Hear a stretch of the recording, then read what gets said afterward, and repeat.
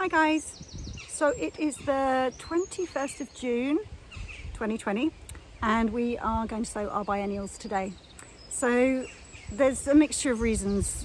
Some people say it just helps me remember when to plant them when I do it around the solstice, but I've also seen people sharing that actually when we plant after if you plant before the solstice, when the days are still getting longer, the plant takes that information and it tries to bolt up to flower very, very quickly, and it will try and flower before the end of this summer season. And what will happen is you'll get tiny little wimpy plants that are good for nothing. And so what we want to encourage is these seeds that we're sowing today are going to grow. They're going to create foliage, bushy foliage. They'll take a few days to germinate, right? When they start germinating, we'll prick them out into little pots, into separate modules, so they've got room to grow.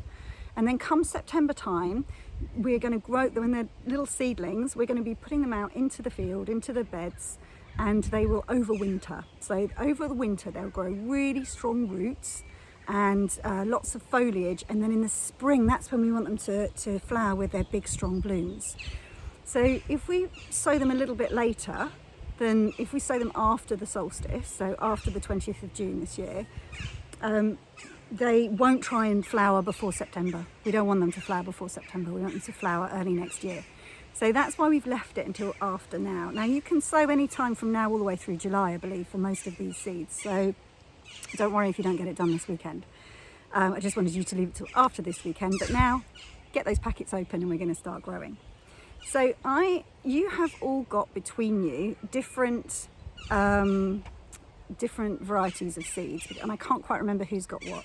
So I'm going to do you a little separate video for each and every one of those seeds, and so you can see what we're doing with them. But this is going to be like an intro video where I just show you what you need the kit that you need, and generally what we're going to be doing with all of them. Okay, so before we start and I show you the kit, I did want to share with you that one of the things that I've realised about growing flowers, when I first started, I approached this like I do a lot of things, which is I want quick results and I want them now, and I'm going to sow and I'm going to do this like crazy and I'm going to get flowers really quickly. And the garden has taught me to slow down to the speed of flowers, right? So there are seeds that I sowed in January that, despite all my cosseting, are just starting to flower now. There are seeds we're sowing now. You might think, well, what's the point in sowing seeds now for next year? Geez. But actually, you're going to be so glad you did when you get to 2021 and you've got all these beautiful flowers that are the rewards for the work that we're doing today. This is a lifetime project, this growing of cut flowers to give. You're never going to run out of people to give flowers to. I promise you that, no matter what. And what I'm finding I love about the sowing of these seeds is we sow them, and then even if we get doubtful and think, do I really want to do this? Oh, this seems like hard work. Maybe I can't do it. Maybe I shouldn't be doing it. Maybe there are better things I could do with my time. Tough. We've sowed the seeds and they're growing. And there's pretty much, there is stuff you could do to stop them, right? But that'd be more effort than it's worth. And so the growth of the seeds outlasts your blips in mood, right? That's what I love about it. It's like, it doesn't matter how doubtful I get, whether I think I should be doing something different with my time, whether I have imposter syndrome and think, oh God, why am I doing this? I have no business doing this. The flowers don't care and they just keep growing, right? Or they fall over, or sheep eats them, or your greenhouse blows over, or whatever, and we re-sow them.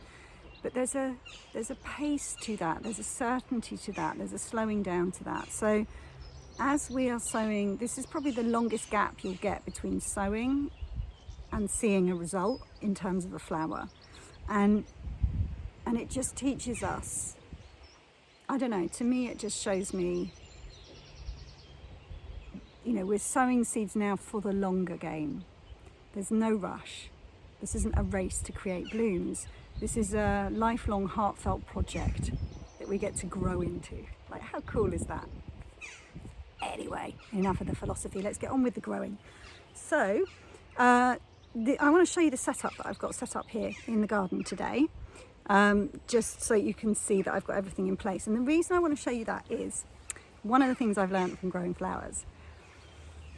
When my tendency would be, it's just me, like I open the seed packet and then I'm like, oh, hang on a minute, I need a seed tray. So I put the seed packet down and I rush off and I get a seed tray. And then I come back and I think, oh, I haven't got anything to go under it to catch the water. So I rush off and get that. Oh, hang on, I need compost. So I go and get the compost, then the sieve, and I'm rushing off to go and get stuff as I need it. The place turns into an absolute mess. And then I realise I've got no labels, and so I can't even remember what I've sowed anyway. So one of the things that I learned, one of the many things I've trained to do is, I did a bit of chef training at one point, and there's something when you learn how to cook properly that is called mise en place, I think it is, which is where before you start to cook, before you touch an item of food, you get everything out. You get all your ingredients, all your utensils, everything you're going to use, and you lay them out. And you prepare all of the vegetables and all of the food before you start cooking a thing.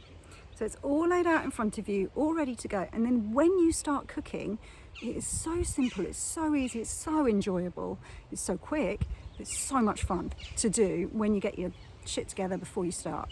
So I want to show you, I'm a bit more organised this time, so I've got everything out, I think, and I want to show you what I've got in case you want to follow along and do the same. So bear with me when I figure out in the sunshine if I can turn the camera around.